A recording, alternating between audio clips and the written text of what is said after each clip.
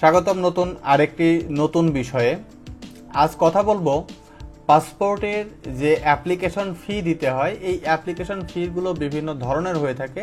এই ফিগুলোর বিস্তারিত তথ্য নিয়ে সাথে থাকবে দেশে যারা অবস্থান করছি তাদের জন্য কত টাকা ফি নির্ধারণ করা হয়েছে এবং যারা বিদেশে অবস্থানরত বা কর্মরত বা বিদেশের শিক্ষার্থী রয়েছেন তাদের জন্য কত টাকা নির্ধারণ করা হয়েছে। এই ফি সংক্রান্ত যাবতীয় বিষয় নিয়ে কথা হবে। এটা লাস্ট আপডেট হয়েছে 22 সেপ্টেম্বর 2021 সালে। তো চলুন বিস্তারিত দেখে নেওয়া যাক। এর আগে আপনি যদি আমার চ্যানেলে নতুন হয়ে থাকেন তাহলে সাবস্ক্রাইব করার রিকোয়েস্ট থাকছে এবং যদি নতুন নতুন ভিডিওর আপডেট দিতে চান তাহলে পাশে থাকা বেল আইকনটি প্রেস করুন।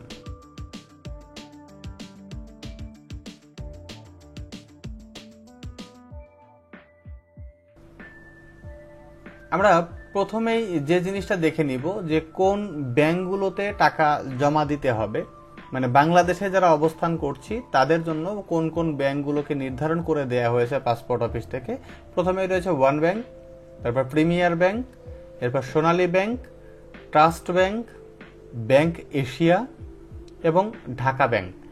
এবং নিম্নোক্ত যে হারটি দেয়া হবে, নির্ধারিত যে ফিগুলো এখানে উল্লেখ করা হবে প্রত্যেকটির সাথে 15% ভ্যাট সহ রয়েছে। অতএব আপনাকে কিন্তু আলাদাভাবে কোনো ভ্যাট দেওয়ার প্রয়োজন পড়বে না। তো আপনাদের মনে প্রশ্ন আসতে পারে কোন ব্যাংকটি থেকে আমরা আমাদের ডিপোজিটটা করব। আমার রেকমেন্ডেশন থাকবে সোনালী ব্যাংকের প্রতি, কারণ আমি যখন নিজে পাসপোর্টে টাকা জমা দিতে গিয়েছি তখন বিভিন্ন প্রাইভেট ব্যাংক ঘুরেছি এবং তাদের বিভিন্ন রকম সমস্যা রয়েছিল, যার ফলে আমি সোনালী ব্যাংকে গিয়েছি এবং আমি খুব ভালো মানের একটি সেবা পেয়েছি এখান থেকে।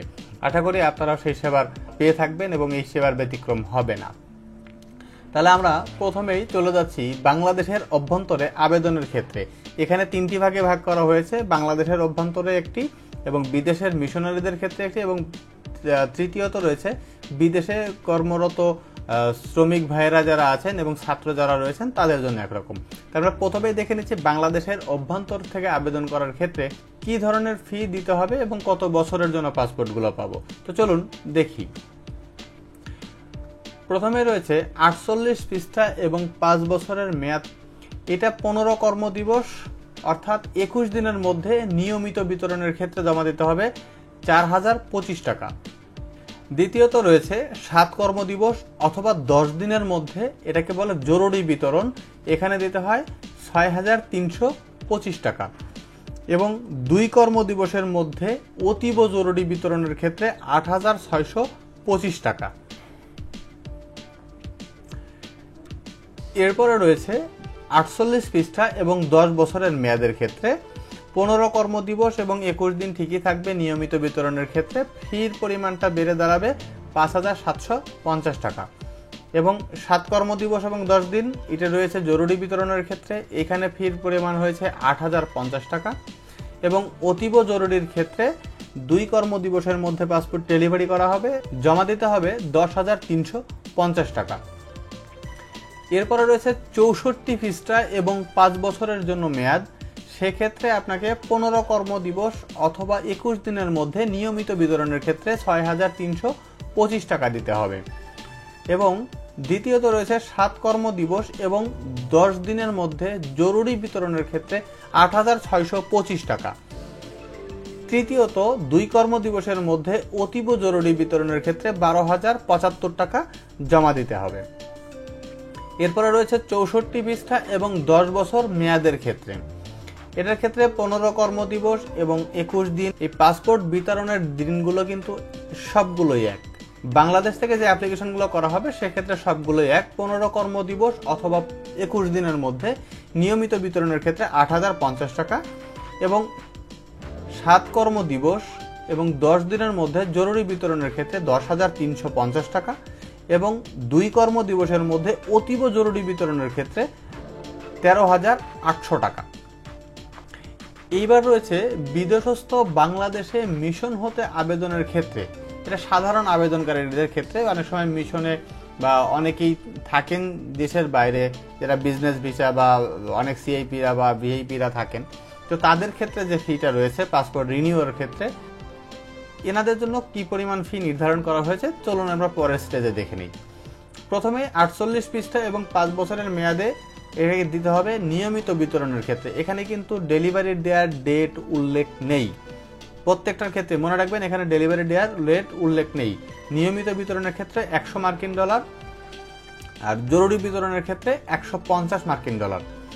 এরপরে রয়েছে 48 পৃষ্ঠা এবং 10 বছর মেয়াদের সহ নিয়মিত বিতরণের ক্ষেত্রে $125 এবং জরুরি বিতরণের ক্ষেত্রে $175।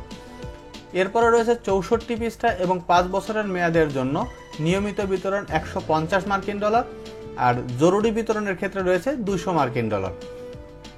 এরপর 64 পৃষ্ঠা এবং 10 বছর মেয়াদের জন্য রয়েছে নিয়মিত বিতরণ $175 এবং জরুরি বিতরণের ক্ষেত্রে $225। এরপরে আমরা দেখব বিদেশে যারা শ্রমিক ভাইয়েরা কাজ করেন, যাদের রেমিটেন্স যোদ্ধা বলি আমরা, যাদের মাধ্যমে আমরা রেমিটেন্স পাচ্ছি, তেনারা এবং স্টুডেন্ট যারা রয়েছেন, যাদেরকে দেশের বাইরে পড়াশোনার ক্ষেত্রে পারমিট করা হয়েছে, তাদের ক্ষেত্রেগুলো কেমন হবে? তাদের ক্ষেত্রেগুলো খুবই সামান্য ফি জমা দিতে হচ্ছে। এটা আসলে একটি আশাব্যঞ্জক বিষয় যে বাংলাদেশ সরকার শ্রমিক ভাইদের এবং ছাত্রদের ক্ষেত্রে একটি সুবিধা দিয়েছেন। প্রথমেই দেখে নিই, 48 পৃষ্ঠা এবং 5 বছর মেয়াদের জন্য নিয়মিত বিতরণের ক্ষেত্রে মাত্র $30 দিতে হবে এবং জরুরি বিতরণের ক্ষেত্রে $45 দিতে হবে। এরপরে রয়েছে 48 পৃষ্ঠা এবং 10 বছর মেয়াদের জন্য নিয়মিত বিতরণের ক্ষেত্রে $50 এবং জরুরি বিতরণের ক্ষেত্রে $75।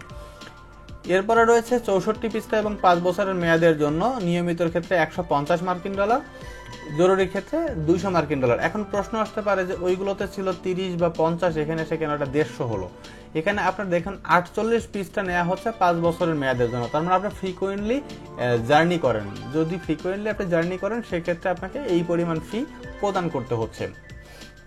এরপরে রয়েছে 48 পৃষ্ঠা এবং 10 বছরের মেয়াদ, সেক্ষেত্রে নিয়মিত বিতরণে $175 এবং জরুরি বিতরণের ক্ষেত্রে $225। এরপরে যে জিনিসটি রয়েছে সবথেকে গুরুত্বপূর্ণ এবং আমাদের সরকারি কর্মকর্তা কর্মচারীদের জন্য, যাদের এনওসি আছে, অবসর সনদ রয়েছে বা সরকারি চাকরি করেন, তাদের ক্ষেত্রে নিয়মিত ফি জমাদান সাপেক্ষে জরুরি সুবিধা পাবেন।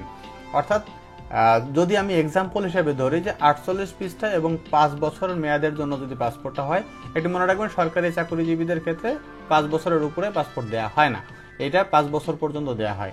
তো সেক্ষেত্রে তারা যখন $4225 জমা দিবেন রেগুলার ডেলিভারি বা নিয়মিত বিতরণের ক্ষেত্রে, কিন্তু তারা ওই 7 দিন অথবা 10 কর্মদিবসের মধ্যে জরুরি যে অপশনটি রয়েছে সেই অপশনে তারা ডেলিভারি পাবে। এই ছিল পাসপোর্টের ফি সংক্রান্ত যাবতীয় তথ্য। নতুন কোনো বিষয় নিয়ে আবারও দেখা হবে, ততক্ষণ পর্যন্ত ভালো থাকুন এবং সুস্থ থাকুন, সুন্দর থাকুন।